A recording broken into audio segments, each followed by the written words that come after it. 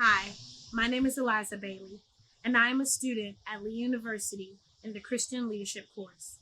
This presentation today that I will bring to you is about leadership and all of its glory. Leaders and leadership can be found all around us. They can be found in our homes, in our grocery stores, our schools, our law enforcement are leaders, and we should find leadership in our government. There's also leaders in our religious organizations. For me, that would be the church. And for this presentation, I will be speaking from the church's paradigm. Leaders and leadership is important because they have a way of helping us to keep our community moving forward. Leaders have the ability to help us to care for our community at large and our church members. Leaders also have the ability to help us to pick up our pieces of our lives. There are times where we may fall apart, but a great leader can come alongside you and change your whole perspective of what your situation really is. Now, without leaders, the world would be thrown into chaos. Now, don't get me wrong, there still would be leaders, but some of the leaders would be given a position based on their strength more than their compassion for their followers or their ability to effectively lead. They would be given the role of leader out of fear. And those types of leaders are not leaders that earn the title and have the respect of their followers, but they are leaders that have the physical strength to subdue pretty much anybody who steps in their way, thus throwing our community into somewhat of a battle royale where only the strongest are able to conduct business, are able to lead people. Leaders have the ability to take a person who was good at heart and turn them evil. Have you ever been in a classroom and had a teacher who just was a little cold and callous? When you would come to them for help, they would act like you weren't there or act as if your question was beneath them. I can't imagine that making for an effective follower or for that person to feel that they are being led in a great direction, thus making them think all types of thoughts about themselves. The teacher in this skit is the leader and the student is the follower. But that student is taking their cues about whom they are from their leader, from their teacher. And if their teacher is cold, 10 times out of 10, that child will grow up having self-doubt and not being able to trust themselves when it comes to making decisions. However, we've had those teachers that are warm, those teachers that try to find out your strengths. That teacher is showing us traits of an effective leader. Effective leaders tend to care about those around them. They tend to take notice of the little things that make you an individual. When it comes to leadership in the secular world and leadership in the Christian world, there is ultimately no difference. Because once we become born again believers and once we say yes to Jesus Christ, our mission then becomes for us to go out and make followers and believers of the Lord, thus making them leaders in the same retrospect, mirroring the image of Jesus himself, who came and set the foundation of what it means to be a servant leader, but what it means to be a transformative leader, what it means to be an authentic leader. Those are a few things that we will talk a bit more about in this presentation. Leaders in leadership may be described as someone who's strong, mentally and physically. They may be someone who can speak well, has an approachable demeanor, or they may even be someone who's likable. Now, others may say that a leader who holds a leadership position may be given that role due to the job title or job they go into. That would be described as a person who is given assigned leadership. So, assigned leadership sounds pretty much like what its name implies. It's assigned. It's given to a person based on their job qualifications, their personal approach, and maybe even just because the boss likes them. When you are assigned, you are placed in a position not necessarily that you've had before, but that you were equipped for. At least that's what the boss may think. Okay, so an example of assigned leadership could be that of a military personnel. Let's go from the Army's perspective. An Army personnel that starts at the lowest rank would be considered an E1, or what they like to call an E fuzzy.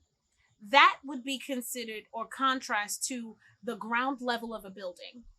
They have no real leadership, but they're being trained and coached to become leadership one day. Then we progress to E1, from E1 to E2, E3, E4, up to E5. I'm going to pause there for a second, because once you get to E5, you're considered a leader. You're already a leader when you start at the ground level, because the Army has a certain set of standards that you have to be held to. But when you get to E5, you actually start leading other soldiers. Now, do you start there? No. You possibly start at E4 to start leading soldiers, but those are considered assigned leadership. When you're assigned it, you're not necessarily someone who comes into the role because you have this emerging leadership quality. You're given it because of promotion. Okay, so the next thing we want to talk about is our emerging leaders. What does that mean? It's a leader who works their way in a company or in a church that wouldn't necessarily be given a title, but when given certain assignments, they take charge, or they come from the ashes in a sense and are able to effectively lead the group they've been assigned to. Or have you ever been in a college program and you had to do a project with the rest of the group, but no one would take charge? And then all of a sudden, one of the students in your group says, well, hey guys, what do you think about us doing this? Or what do you think about us doing that? And then you find yourself emailing or texting that person to say, is this okay to run your ideas by? That person wasn't assigned the leadership, but they emerged due to the qualities they had within themselves to lead and organize or orchestrate. Those are emergent leaders. They have those capabilities within themselves and sometimes come from behind when we need it the most. Transformative leadership is the process by which a leader is really focused on changing the style or their followers for the better. They focus on the ethics of the person. They focus on the emotional status of the person. It is a long-term leadership style, and it also focuses on the standards of a group, not just the individual.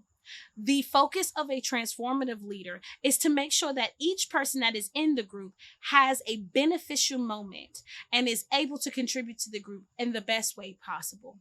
It is solely focused on making sure that as a group, we are all together. Now, we may see transformative leadership mostly in our church houses. Again, we'll be focusing on the church paradigm here. What that looks like is maybe the leader is the pastor, and the pastor sets the mission. Then the pastor gives the mission to the deacons and the deaconesses. Their jobs are to make sure that the congregation is properly informed, has every resource they need to effectively push forth the message of God, and to make sure that the mission of our church is ultimately followed. Transformative leadership has the ability to pull out the very best in people. It is often effective in churches, especially our type of communities, because there are so many weary souls that come into our church house feeling like they may not have any place else to be, feeling like they have nothing they could offer. But then leaders in our church, such as our pastors, our ushers, our worship team, our youth leaders, step forward and help that person to find the passion and the spark that God placed inside of them. So transformative leaders has a dual role. It is effective in the secular world, and it is definitely effective in God's kingdom. With great leadership comes great power. Wait, I didn't say that quite right. But with leadership does come power. There are many types of power that can be exhibited from a leader. In leadership roles, you may have the power to give a person a reward. You may have legitimate power, which comes with a title, and you might have referent power, which comes with people identifying with you, right? When it comes to us being effective leaders, a leader should have the ability to have the power that their title holds, right? but they also should be known by their congregants or their followers. And then you also have the power to say, you know what, you did a very good job. Keep coming. I love your help. That is a rewarding power, right? So when you are a leader, you do have to know how to effectively wield the power that comes along with it. And in our churches, we need to make sure we're paying close attention that we don't become drunk with power, that we don't become so power hungry that we forget the reason we're in leadership in the first place. So, with all the things that we've stated so far, we have to know how to actually develop a leader. And some of my textbooks, they had such great ideas, such as the leadership pipeline, which takes us from being leaders of ourselves to being leaders of others, which leads us to lead leaders, and that leads us to lead many structures. So, what does that mean? Once you come into a position, you have to be able to lead your own emotions, govern yourself, make sure you're holding yourself ethically accountable. And then you may be given a position where you're in the space to lead others or your team to greatness or towards a finish line. And then you get to the point where you're no longer just leading your team, but you're leading a group of leaders. Because as Christians, that is what our goal is to create more leaders. So then we become the head of a group of people who are looking to do the exact same things we're doing. And then you may be even progress to being the leader of the entire organization, which means that now not only are you responsible for your own ethics, your own power, your own abilities, but you're now in charge of praying for and making sure that the leaders that come up next to you are mimicking or modeling or being them best selves. Here's where transformative comes in again. Transformative leadership can take a person who is so low and bring them all the way to the mountaintop.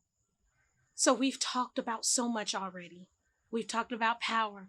We've talked about different types of leadership. We've talked about how we can see leadership displayed in our community and in our churches. When it comes to God's house, we are all called to be leaders. We're all called to go out and help those who are in need. When it comes to us living a life daily, what leadership looks like is that of a mother who tells her child which outfit to wear and how to conduct themselves in public. A father who tells their son, we don't raise our hand to women. These are all practical ways to be leaders. And out in the world, the best way to be a leader is to hold yourself accountable. Your response to the world around you is the best way to show what type of a leader you are and whose you belong to. See, when we become followers of Jesus Christ, we don't respond the way the world responds. At least we try not to. Because remember, we're human. But leadership is important because without it, our world would be thrown into chaos. We would not be able to love. We would not be able to do the things that we've been called to do. But leadership, whether it be in the secular world or whether it be in the Christian world, is ultimately no different. Because the way you conduct yourself on your job should be a model way of how you conduct yourself in the house of God. Thank you.